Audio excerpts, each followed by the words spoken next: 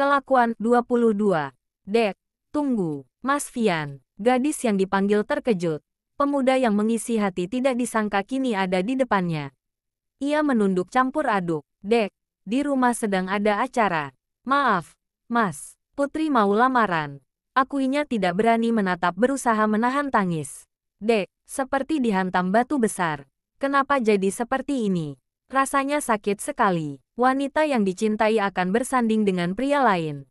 Dek, Putri mau lamaran. Sama siapa? Tanyanya lembut frustrasi. Gadis itu menggeleng tidak tahu. Putri dijodohin. Bapak tidak ingin Abah sama Mas Fian kenapa-napa lagi gara-gara Putri. Bapak jodohin Putri bukan pemuda dari desa sini. Kisah cinta Fian mirip sekali dengan kisah cinta ayahnya dulu. Orang ketiganya pun tidak jauh dari yang dulu melamar Kartika. Semenjak pembatalan lamaran mantan tunangan Kartika marah besar tapi tidak bisa berbuat apa-apa membantah keputusan gurunya. Hanya bisa membalas sakit hati ke lawan saingannya pria yang dicintai mantan tunangan dan gara-gara laki-laki itu ia gagal bersanding dengan Kartika. Ditambah lagi kini ia tidak bisa melihat wajah cantik wanitanya karena memilih menyerah akan cinta yang harus kandas.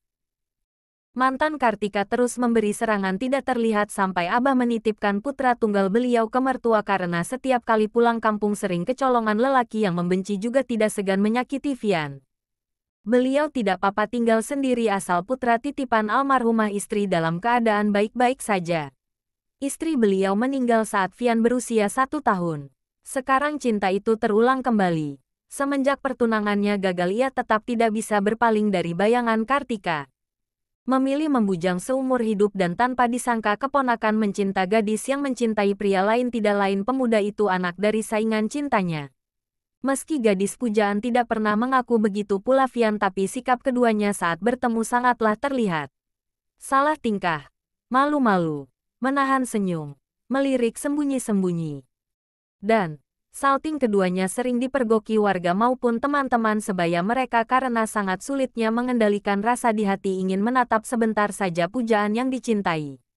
Ditambah pula warga suka sekali menjodoh-jodohkan keduanya dan orang tua mereka sama sekali tidak keberatan. Bagaimana tidak?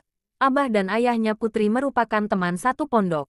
Beliau-beliau justru senang jika persahabatan yang dijalin lama menjadi sebuah ikatan keluarga.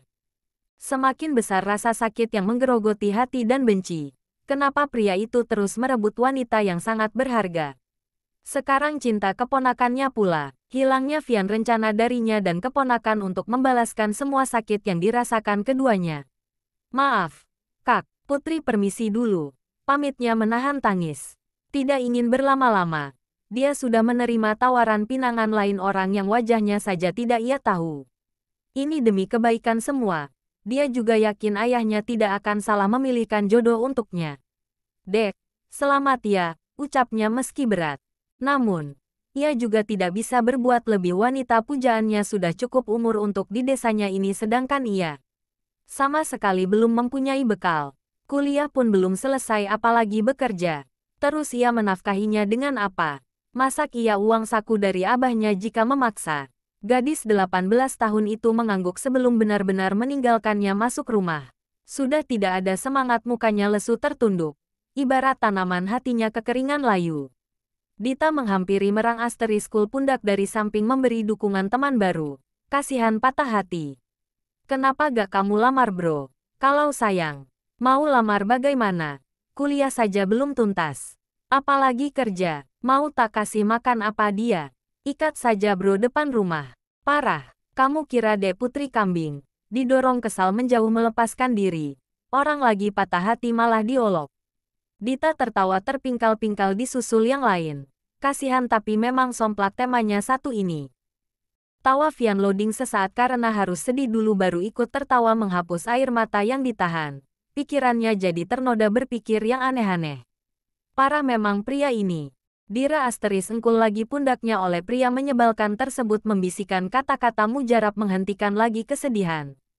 Gak usah patah hati. Kita senang-senang. Bisiknya terputus menengok ke belakang memastikan dua temannya yang lain tidak mendengar. Aku ajari menikmati hidup. Hidup seperti Larry. Larry. Siapa itu Larry? Sesaat Fian berpikir keras tapi sudahlah malas berpikir berat. Orang patah hati suruh mikir.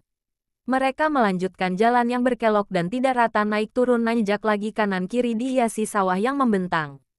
Saat jalan datar bertemu seekor anjing yang berlari kecil di depan sana.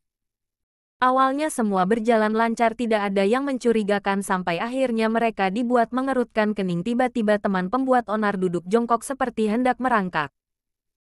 Menggonggong ke arah Asterising yang sudah mulai mendekat, melempar batu tepat ke samping di mana anjing itu berdiri. Terangkat alis mata kaget saat hewan buas tidak terima mulai mengejar.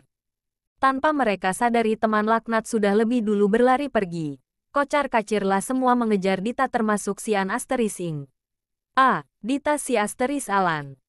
Seperti biasa Narendra yang paling belakang larinya dan ternyata Vian justru jauh lebih lambat lagi, ada di barisan paling belakang sendiri. Mengangkat tinggi sarung yang dikenakan, beruntung dia selalu memakai celana pendek kalau tidak. Oh no. Peh baru patah hati diajak lari-lari. Apesnya ia tidak memakai sepatu seperti biasa, sangat menghambat laju lari karena harus menjaga keseimbangan jangan sampai sandal terpisah dengan kaki. Naren, panggilnya panik. Menoleh ke belakang cepat-cepat melepas sandal agar memudahkan larinya. An-Ing terlihat semakin mendekat, berteriaklah ia takut berlari kencang ke atas bukit dengan jalan yang terus menanjak. Cepat Yan, di belakangmu. Narendra menunggu di atas bukit, menoleh ke belakang memperhatikan kedua temannya yang lain loncat sembunyi di dalam parit yang berisi air lumayan hampir penuh, bersembunyi di bawah jembatan. Disa Asteris bertangan Vian agar mereka lebih cepat lagi melajukan lari karena si anjing terus saja mengejar. Diikuti tingkah laku Dita mengajak temannya menyeburkan diri dan bersembunyi. Geser-geser, diintip dari bawah. Sian Asterising masih tolah-toleh di atas mencari kebingungan kenapa mereka tiba-tiba menghilang. Sudah, aman. Intip Narendra memastikan hewan tersebut telah pergi jauh. Semua keluar dari persembunyian dengan baju basah tepar tidur di atas rerumputan mengatur nafas. Parah, lu, maki Narendra kesal. Nyesel betulan. Serius, menyesal mengikuti temanya sampai sini. Dita ketawa puas duduk menumpangkan kedua tangan di atas lutut yang meninggi mengatur nafas. Vian kesal mendorong kaki Dita dengan kakinya sampai pria tersebut yang tidak bisa berhenti tertawa jatuh miring ke samping karena tidak mampu menjaga keseimbangan dengan posisi yang masih sama kaki menekuk. Terlalu kaku tubuhnya dibuat tertawa. Dita menggeser duduknya dekat Vian yang masih memeras mengepat-ngepatkan sarung agar berguguran air yang menempel. Menyandarkan lengan di bahu putra Abah. Sudah gak patah hati lagi kan? Tanyanya congkak kemudian. Iya, tapi hampir ma Asteristi. Sengat Vian kesal didorong menjauh pria yang membuat rusuh hampir menggelinding ia ke bawah karena tersandung sarungnya sendiri. Beruntung ada Narendra yang menahan agar tidak terjungkal ke depan. Salah memilih lawan. Badan bongsor Dita hanya memiring sedikit. Tawa yang baru berhenti kini menggelegar lagi.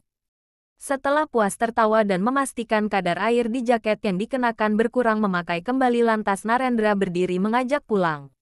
Ayo pulang. Yah, kau pulang. Nanggung. Sudah kesini jauhnya. Awas lu ya bikin masalah lagi.